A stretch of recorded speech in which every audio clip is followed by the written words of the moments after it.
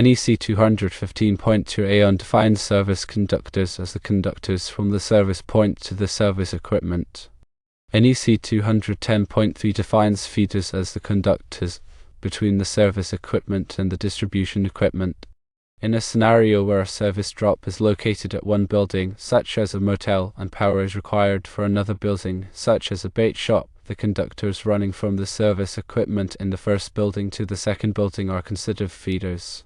Regarding the routing of conductors, NEC 215.2c2 states that service conductors should not be installed inside a building unless necessary for mechanical protection, connections to equipment, or for measurement purposes.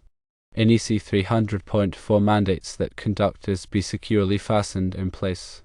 The question is whether conductors can run through the motel building and under the parking lot to the bait shop, and whether these conductors are considered service conductors or feeders to the bait shop. The answer is yes, the wires can run through the motel building and under the parking lot to the bait shop. These conductors are considered feeders to the bait shop, not service conductors.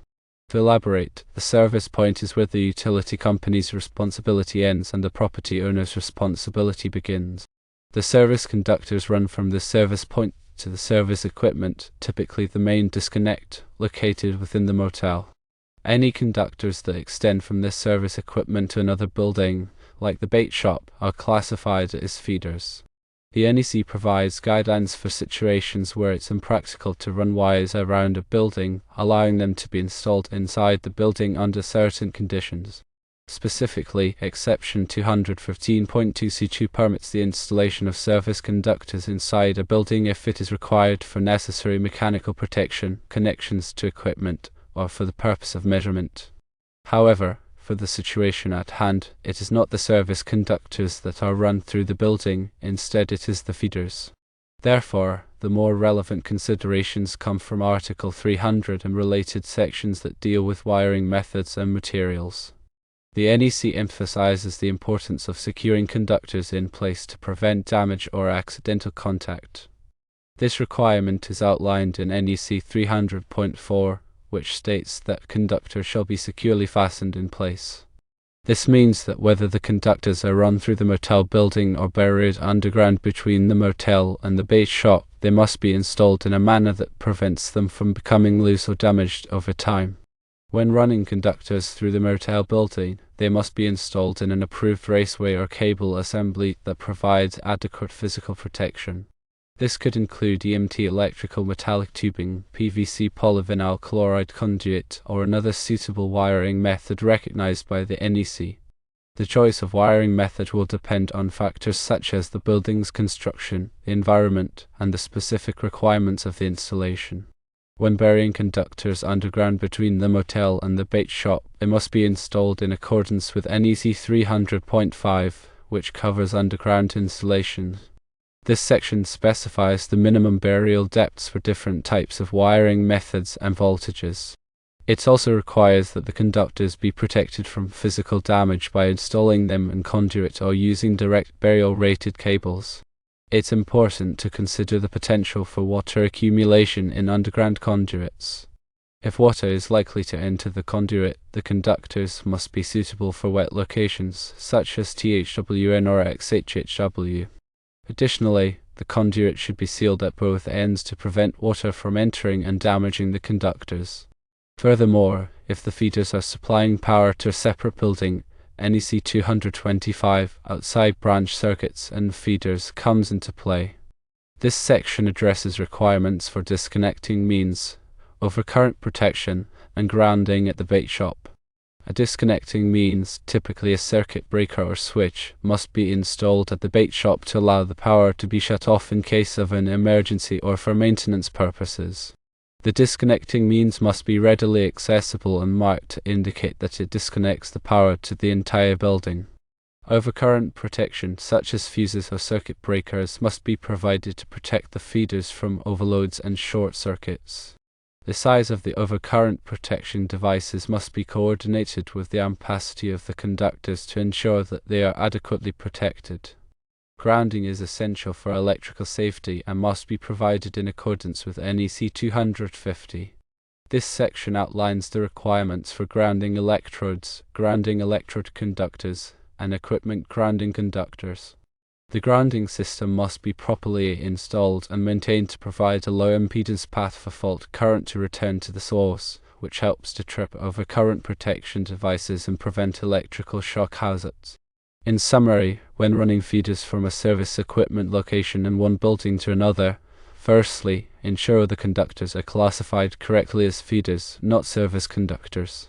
Secondly, adhere to NEC 300.4 and related sections to ensure conductors are securely fastened and protected. Thirdly, if running through a building, use approved raceways or cable assemblies for physical protection. Fourthly, if burying underground, comply with NEC 300.5 for burial depth and protection. Fifthly, consider the potential for water accumulation and use suitable conductors and sealing methods. Sixthly, meet the requirements of NEC 225 for disconnecting means of recurrent protection and grounding at the second building. Lastly, always consult with a qualified electrician to ensure that the installation complies with all applicable codes and standards and is safe for its intended use. The distinction between service conductors and feeders is crucial for code compliance and safety.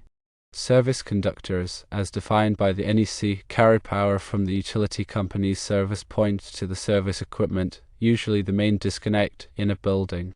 Feeders, on the other hand, extend from the service equipment to distribution points within the building or to other buildings on the property. Because service conductors are directly connected to the utility supply, they are subject to specific restrictions, particularly regarding their routing through buildings. NEC 230, which covers service conductors, has strict rules about minimizing their length inside buildings and requiring them to be installed in a manner that reduces the risk of fire or electrical hazards. Feeders, since they originate from the service equipment and are protected by overcurrent devices, have more flexibility in their routing. However, they must still comply with all applicable requirements for wiring methods, conductor ampacity, and overcurrent protection. When running feeders through a building, several factors must be considered. Firstly, the conductors must be sized appropriately for the load they will be serving. This requires calculating the total amperage of all the electrical equipment that will be connected to the feeders and selecting conductors with an ampacity rating that is equal to or greater than the calculated load. The NEC provides tables that list the ampacity of different types and sizes of conductors, taking into account factors such as the insulation type, the ambient temperature, and the number of conductors in a raceway or cable. Secondly, the conductors must be protected from overcurrent. This is typically accomplished by installing fuses or circuit breakers at the point where the feeders originate from the service equipment. The size of the overcurrent protection devices must be coordinated with the ampacity of the conductors to ensure that they will trip and interrupt the circuit if an overload or short circuit occurs. Thirdly, the conductors must be installed in a manner that protects them from physical damage.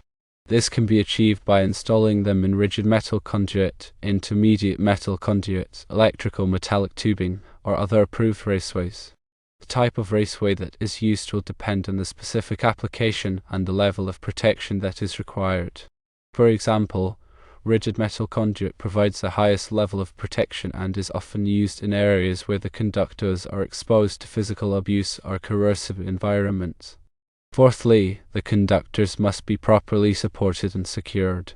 The NEC specifies the maximum spacing between supports for different types of raceways and cables.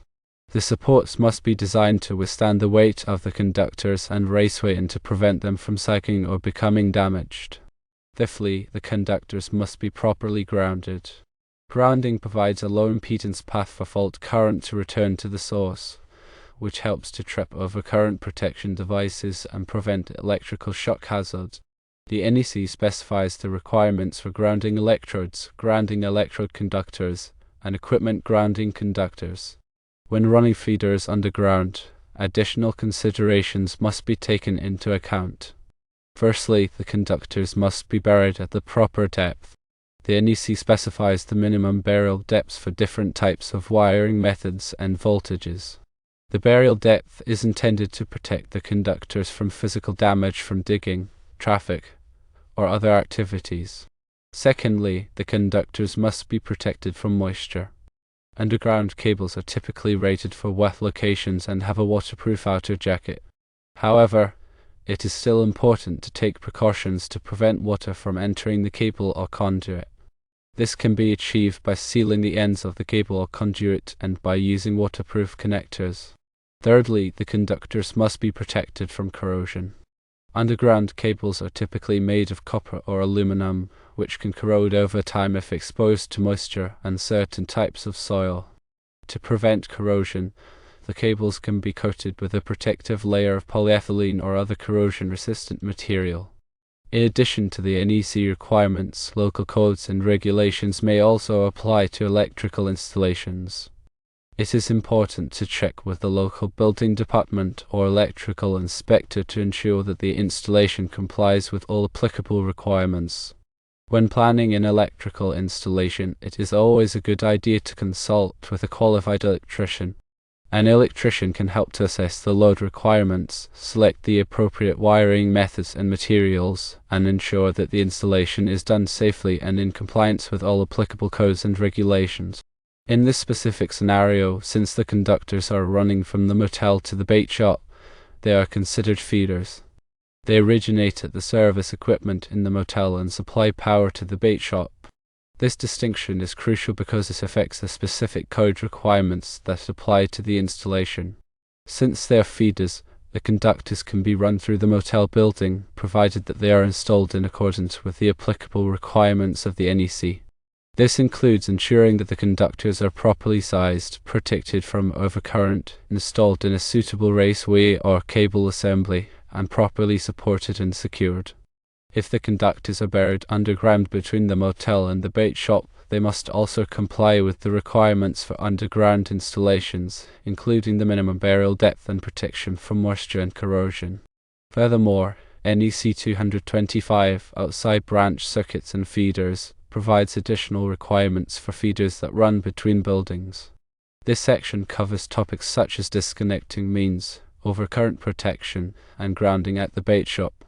A disconnecting means is required at the bait shop to allow the power to be shut off in case of an emergency or for maintenance purposes.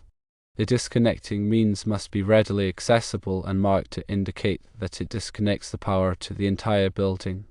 Overcurrent protection must also be provided at the bait shop to protect the feeders from overloads and short circuits.